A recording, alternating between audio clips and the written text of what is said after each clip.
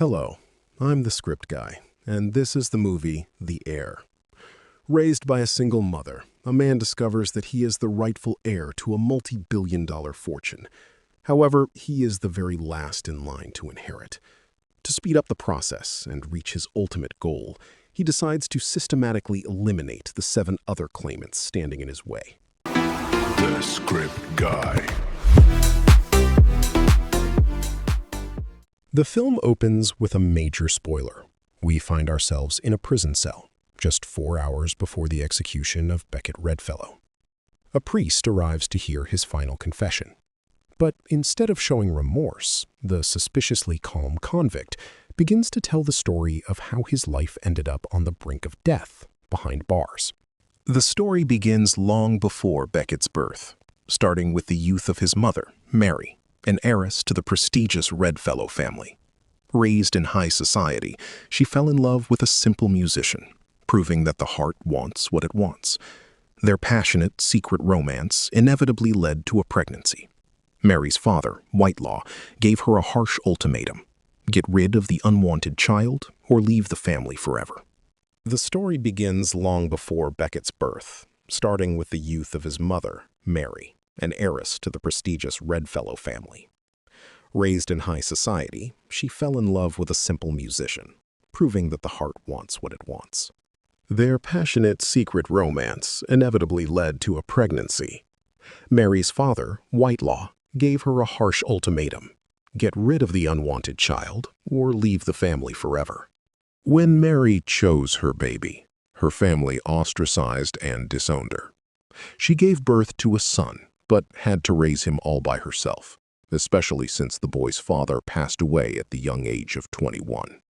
Despite the struggles, Mary ensured her son received a proper education, constantly reminding him that he was the heir to a vast fortune and would one day inherit it all. The motivation. During his childhood, Mary introduced Becket to archery. That is where he met a young girl named Julia, who openly admitted she planned to get rich by securing her own inheritance. A close friendship formed between them, hinting at something deeper once they came of age. When Mary fell seriously ill, not a single relative bothered to visit her. Lying in her hospital bed, she begged her son to wait for his turn to inherit the family wealth by outliving all the other candidates. Her final wish was to be laid to rest in the family vault. However, the ruthless family refused even this. Mary was buried in a public municipal cemetery. The only thing Becket had left of her was a lock of hair, which he later placed inside a locket. Left entirely alone, the young boy went to the Redfellow estate. But he wasn't even allowed past the gates. The butler merely handed him a note through the bars, asking him to understand and not disturb the family. Once Becket was sent to an orphanage, he lost all contact with Julia. Years later, a grown-up Becket continues to track the Redfellow family's mortality rate. Unfortunately for him, it is incredibly low, forcing him to work as a salesman in a luxury suit shop. One day, he runs into his childhood friend Julia there. When Becket invites her out for a drink, she declines, revealing she is already engaged. As she leaves, Julia jokingly asks how many relatives he has already knocked off to move up the inheritance line. Her words stick in Becket's mind. He begins tracking his cousin, Taylor, who throws money around and burns through life in endless parties. Initially, Becket isn't ready to kill for wealth.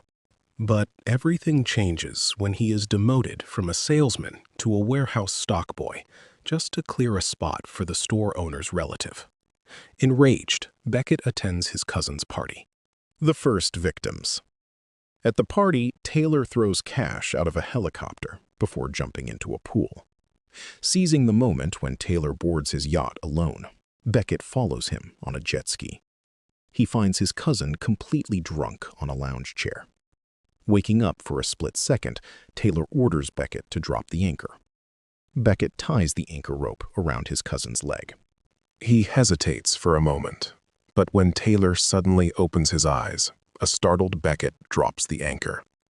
Within seconds, his relative sinks to the bottom. Feeling no remorse, Beckett attends the funeral, watching his cousin get buried in the family vault. There, he notices Warren, the deceased's father, and his own uncle.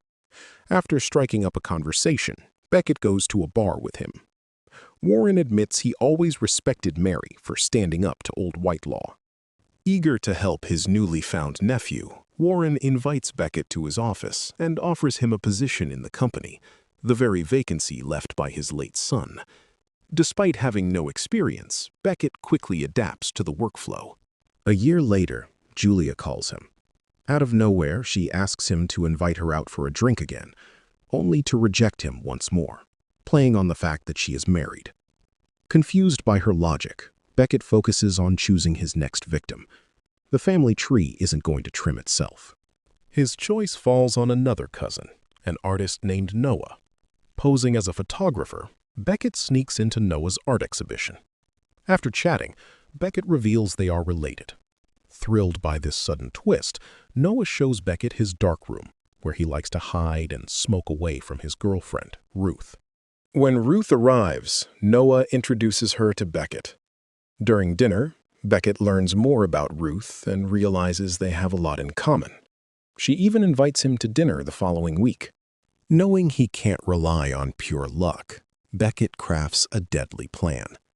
During dinner, he excuses himself to mix volatile chemicals into the developing fluids, creating an explosive mixture. He then breaks a light bulb to create a detonating spark and leaves a cigarette on the floor to frame it as an accident caused by Noah's carelessness. Noah catches him in the room, but Beckett lies, claiming he just wanted to steal a nude photograph that caught his eye. Flattered, the artist even signs the photo for him. Leaving the house, Beckett notices Ruth following him. The mutual sparks between them lead to a spontaneous kiss. Meanwhile, inside the darkroom, Noah flips the light switch, triggering a massive explosion. At the funeral, 2 FBI agents approach Beckett. Noticing a suspicious pattern in the sudden deaths of 2 young heirs, the feds suspect foul play. Beckett lies, claiming he knows nothing about the line of succession and has only recently reconnected with his uncle. Meanwhile, Warren promotes Beckett, giving him his own office. Beckett also gets his first major client, Julia. She confesses that her husband's wealth was an illusion, and they are on the verge of bankruptcy. She begs for a loan, but Beckett refuses. Julia ominously warns him that they will meet again, asking who is next after Taylor and Noah. She mentions that during her hippie youth, she was part of a murder cult and knows that dark fate can strike anyone. The spree continues.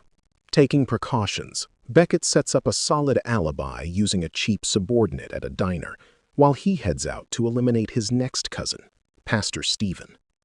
The pastor puts on sermons like a rock star. Posing as a journalist using a fake name, Beckett enters Stephen's office for an interview. While the pastor is distracted by a photograph, Beckett poisons his drink. However, Stephen is sharp.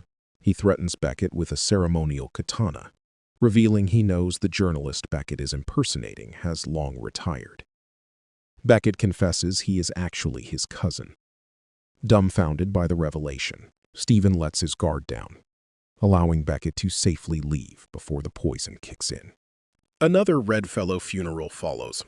Beckett meets up with Ruth, who admits she was planning to leave Noah just before his death. Beckett invites her to dinner, but when he returns home, he finds Julia waiting for him. She is desperate for money and highly suspicious of the family epidemic. When Ruth rings the doorbell, Beckett hides Julia on the fire escape and takes Ruth out. Their romance blossoms, and they eventually move into a luxury apartment together as Beckett's career skyrockets. At the same time, Beckett continues to thin out the family ranks. His next victim is Aunt Cassandra, who adopted a massive number of children from all over the world. Beckett disposes of her at a spa by tampering with her teeth whitening tray, loading it with a lethal dose of carbamide peroxide. Next is Uncle MacArthur, a passionate aviation enthusiast. Eliminating the experienced pilot proves simple. Beckett disguises himself as an airfield worker and slips sleeping pills into his coffee. Once airborne, the old man falls into an eternal sleep. The only relative Beckett cannot bring himself to harm is Uncle Warren, the only person who treated him with genuine kindness. The final obstacle. Eventually, Beckett and Ruth decide to get married. During their engagement party planning, the FBI visits Beckett again, noting that the Redfellow family line is shrinking suspiciously fast. Soon, it shrinks even further when Uncle Warren suffers a fatal heart attack right in front of Beckett. On his deathbed, the old man advises Beckett never to abandon his bride, so he won't have to die alone. At Warren's funeral, Beckett realizes only one person stands between him and the multi-billion-dollar fortune, Grandfather Whitelaw. The old man lives as a recluse, making him hard to reach, though his advanced age suggests it won't be a long wait. Suddenly, the grandfather sends Beckett an invitation to dinner, which happens to fall on the exact night of his engagement party. To make matters worse, Julia corners Beckett in his office. She reveals she has long suspected him and has gathered solid blackmail evidence. She threatens to show incriminating photos to Ruth and the FBI unless Beckett writes a massive check to her husband, Lyle, in Lyle's office by a strict deadline.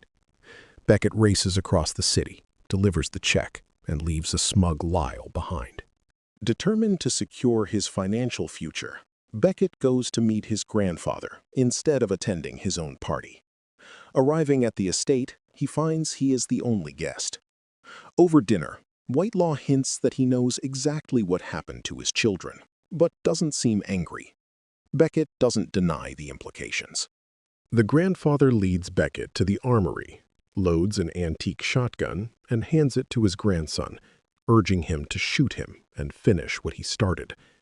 Beckett can't bring himself to do it and tries to leave, but all the doors are locked. As he searches for an exit, the old man stalks him and opens fire. Wounded, Beckett flees through the mansion as Whitelaw hunts him like wild game. Trapped in a hall, Beckett spots a bow and arrow on the wall. His childhood hobby finally pays off. He shoots his grandfather in the chest, followed by a final fatal shot to end the madness. The twist ending. The arriving police rule the killing as justifiable self-defense.